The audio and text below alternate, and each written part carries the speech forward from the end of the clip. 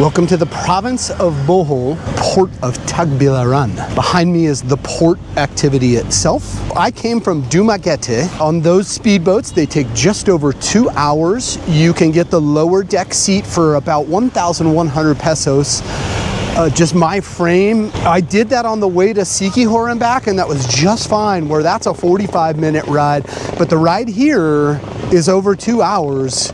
So I chose to get one of the upper deck business seats at 1,800 pesos. And to me, it was worth the money. The more cushiony seat, more arm and leg room. And I think the time on the water and the cost are the same if you're coming from Siquijor to Tagbilaran, if that makes sense. So as soon as you come out, there's a whole line of jeepneys, mostly to get everybody to Alona Beach on Panglao Island.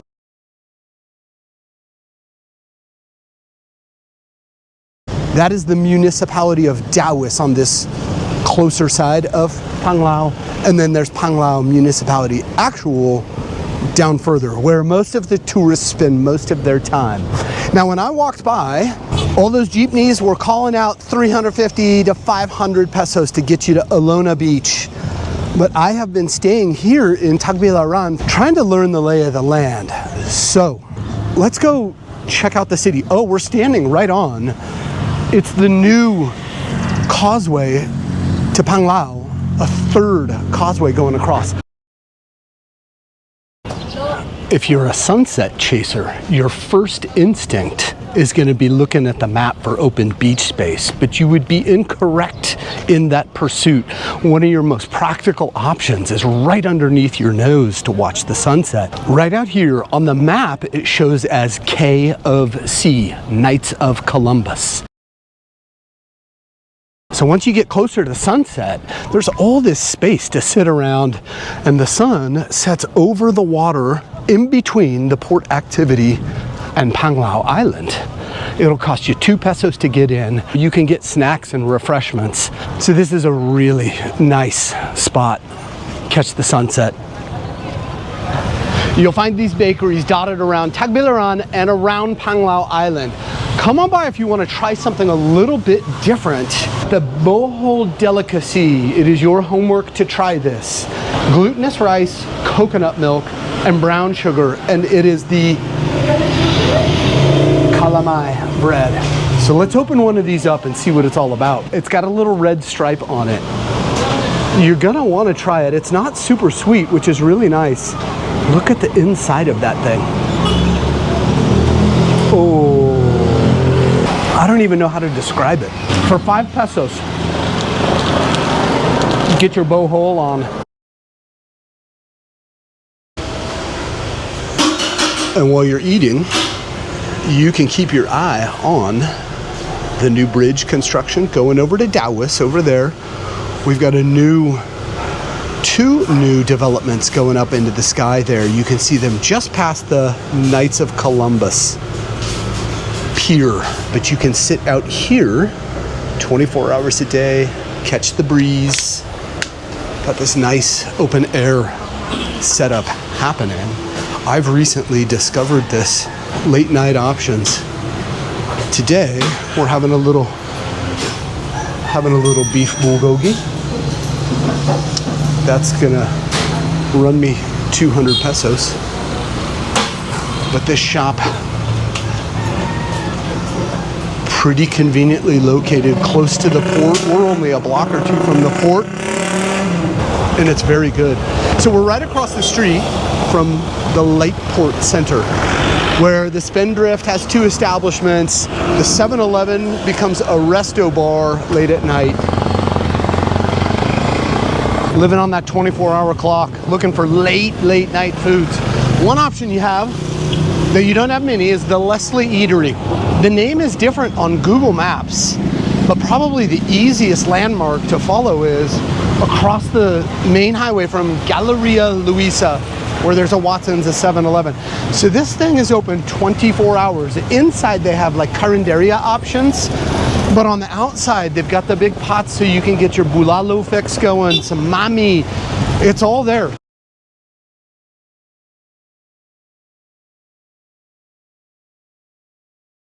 malls and resources like that. You have the Alturas Mall, City Square, and right next to where I'm standing, this is the BQ, and then just down that way, the Altacita. Behind the City Square and the Alturas is where all of the jeepney activity is. And once you zoom in on Google Maps, it's really obvious. And there's all these little family restaurants, pawn shops, all the way around this city center thing.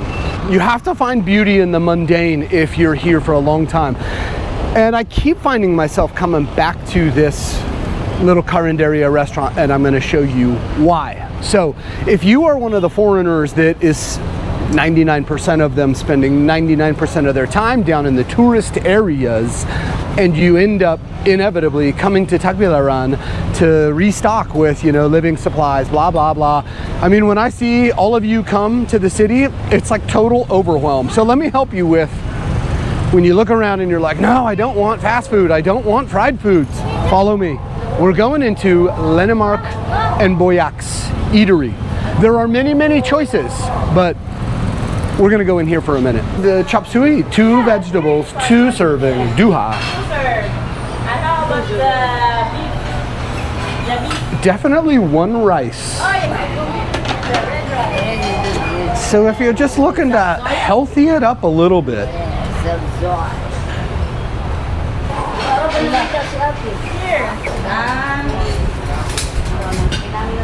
It's just earthy, from the farm. We're keeping it simple.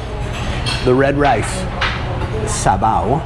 It's out of the beef soup bowl. Sometimes you can choose between whether your bowl of broth is a fish base, beef base, pork base, vegetable base. Oh, and it's always good. And then I ordered a double serving of the vegetables. And it's always what's fresh available at the market. It's so easy to make really bad decisions over and over again. And God, especially on a day like this where I'm so fatigued. Double serving of vegetables, 1 serving of the red rice, and they have that red rice every single day. And that's why I keep coming back here. Just these 2 things.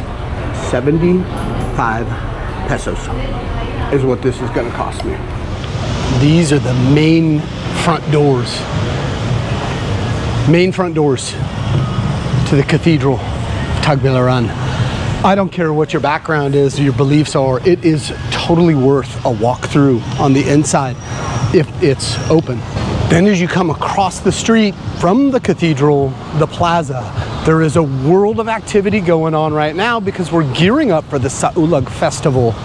The parade is in a few days, and then it's a big fiesta that lasts weeks. Now from there, across this main road, highway through town, this is the old provincial capitol building. It has been converted into a museum, kind of a cultural, anthropological, geological, biodiversity, and some history, Boholano storylines inside. The building is beautiful outside and inside because it's really well kept. It's free to get in, you just sign in, and it can just be a really nice walk around. So this whole area, it's worth a few minutes stop. With SAULOG Festival coming up, this has been set up since I got here. A bunch of food tents. It gets so crowded as it gets darker. The backdrop is City Hall, so normally there's nothing really happening here, I guess. And every person I talk to tells me something different, like, oh, it's just a parade on April 26th. Oh, it's a week long. Now I'm being told by some of the ladies I was just walking with who are taking food to their food stands that it lasts like 2 months, that it's just a reason to fiesta. This is some serious lechon activity going that I have not seen anywhere else. It's called tuna panga. It's the jaw of a tuna. So this tuna panga, the tuna jaw, I mean, that must be one big tuna. And judging by the number of places selling grilled tuna jaw, there must be an impressive catch off the coast of Bohol. You get your plastic glove. The heat of this is going to just melt the plastic. But you got to learn to eat with your hands in the Philippines. So, if you don't have plastic gloves, which most places do have, go into any pharmacy, get yourself some alcohol for your hands. So,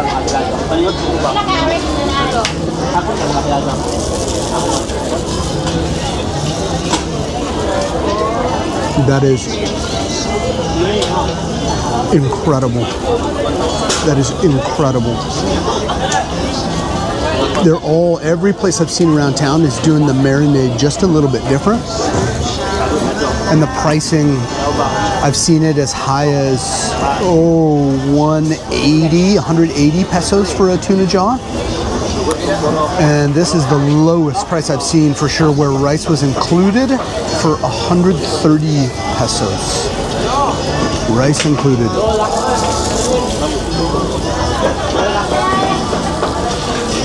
I mean, it is just fallen apart, but maintaining its integrity. Kind of like pulled pork by feel, but it tastes very, very fresh. What I'm noticing available to order a lot here, or I haven't seen any of it anywhere else, is the tuna jaw, the tuna panga, and sardines. So I know that there are massive sardine runs off of the north side of Panglao Island. That's only a couple kilometers from here. But where this huge tuna catch is coming from, don't know yet. Oh, you gotta try that. So when you're eating rice with your hands, you're gonna like cup it in your fingers, and then you push with your thumb. Plaza sure looks different with the SAULOG party taken down. But the tents are still up. So we've got the museum over here in the old provincial Capitol building, the big cathedral. So late at night, it's not 24 hours, but late at night on the museum side, they'll have barbecue, skewer, balut tables out. They'll have some grill carts out here till, I think they said 2 or 3 in the morning. They've got like massage chairs. They're out doing manicures, pedicures right now. So your other choice that I know of, well, 2 things, because they've got those little Angel's Burger stands or Nicey's Burger stands. Those are all 24-hour operations. I've seen at least one in almost every village I've passed through and looked around in. But this 7-Eleven right here, you can barely see it, but there's a restaurant operation back in the corner. You know, if you don't want burgers, so it's rice-based dishes like silogs, and they've got bulalo soup and stuff. 24 hours, they got that going on. Yeah, I've sat down there a couple times late at night. So you don't have a ton of choices. I mean, Tagbilaran, it's like maybe a little bit smaller than Dumaguete is, but not by much. It sure feels comparable. There's your food if you do business late at night, or I mean, a lot of Filipinos live at night because it's so dang hot in the sun in the daytime. It seems like there's 1 or 2 right by the port that stay open pretty late, and that not yet completed overpass for the 3rd bridge to Panglao Island. There's people grilling out there on that thing. So what all does Island City Mall have inside? Pretty much everything. So Island City Mall is biggest, newest, probably most used or popular, however you want to say that, of the malls in Tagbilaran. If these shots are giving you any idea. Second biggest would be the Alturas. Third biggest would be the BBQ Mall. All of them have supermarkets inside, tons of food options. There are pharmacies everywhere around town and in the malls.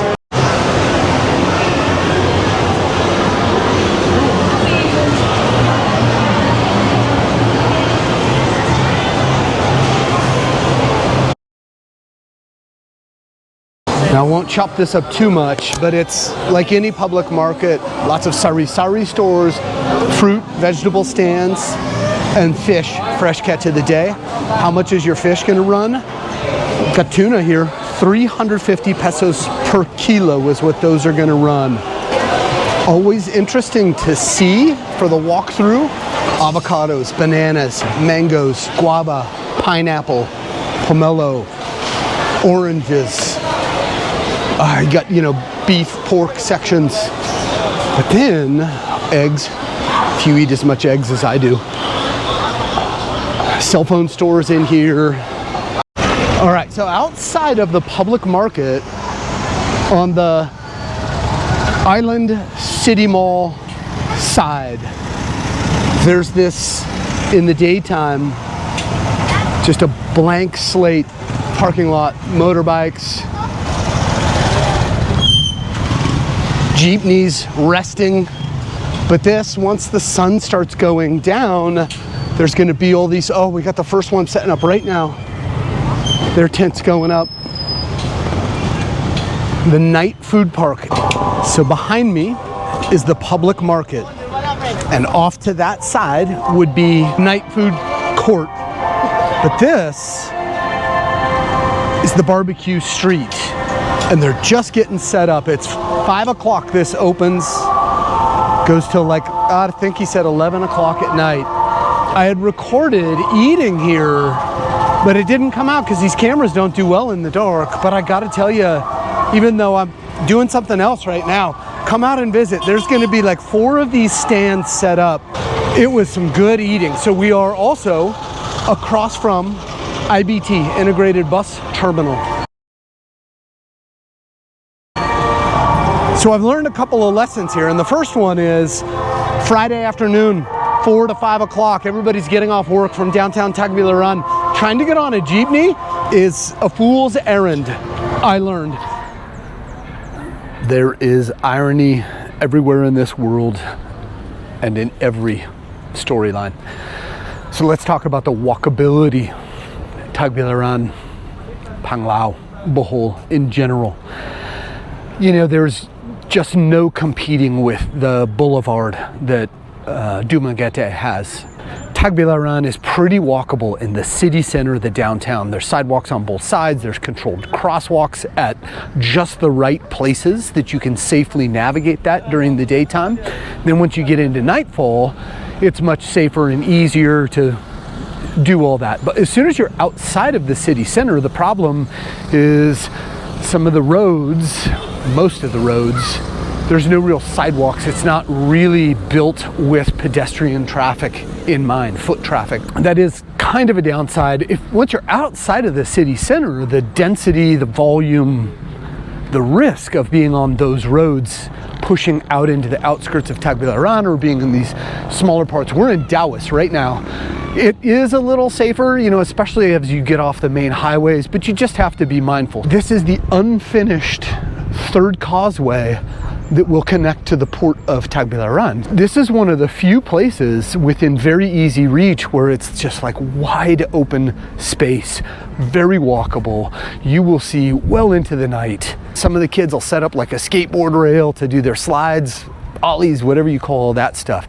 You'll see aerobics classes going on here 3 nights a week. You'll see pickleball games happening, people playing, you know, all this, jogging up and down the thing. What's the distance of it? A few hundred meters, but it's got like uphill, downhill, incline to add to the pleasure of your exercise.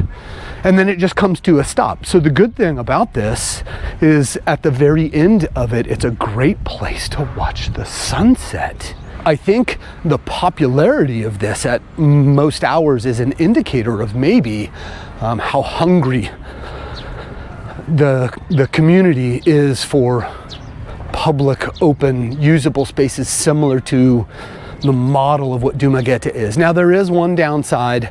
In the evening, for sure, you know, there's young people on motorbikes driving a little too fast, you know, trying to get attention, making noise. Look at that, we got foreigners up here. There's other foreigners. I thought I was the only one that knew about it. So I think you get the idea. This is one of my favorite places to just come stretch out my legs, clear my head a little bit. They will even, about halfway down here, they'll have like balut eggs over here. They'll have like skewered barbecue stuff. There is a sari store on the road that goes into the barangay that sells water and other refreshments and snacks. This is the new, we think it's a resort hotel under construction. You know, pretty good views up here. And then you can watch the city lights at night. So this is not, you know, there's nobody officially controlling it. I think it keeps getting more popular over time. More people are learning about it and coming to hang out here. The other walkable, very walkable bridge would be, they call it Junction, so it connects the Taoist Cathedral to the main highway going into Tagbilaran from Baclayon. That's a good one. A lot of people hanging out there into the evening. So if you make it to the very end, which most people should, it's not hard. It's great exercise though.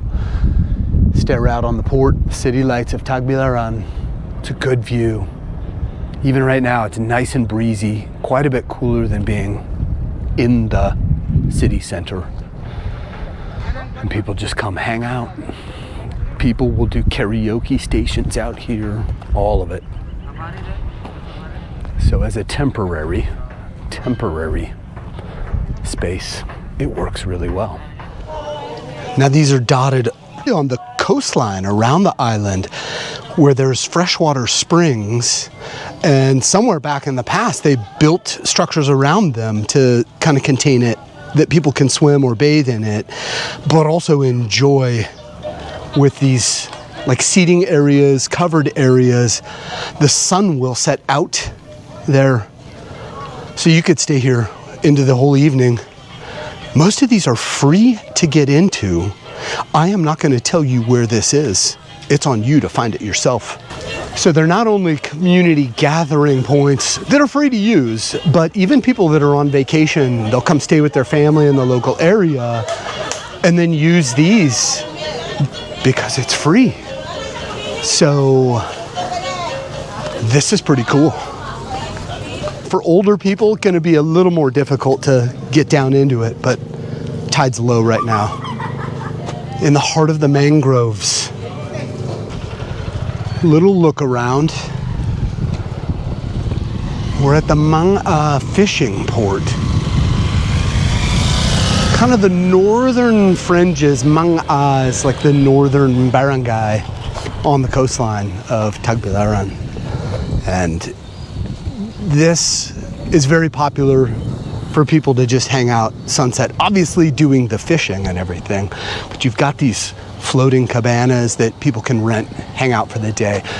If you look at the satellite images, or you're just cruising around Bohol Island on the circumference, you'll notice there's so much of that space that's covered by mangrove and then seagrasses. So the phenomenon of a white sand beach is actually not all that common on this island, but the mangroves are a feature ecologically. They are a thing of beauty in and of themselves, where it offers sanctuary for the marine life to do, you know, the whole circle of life thing.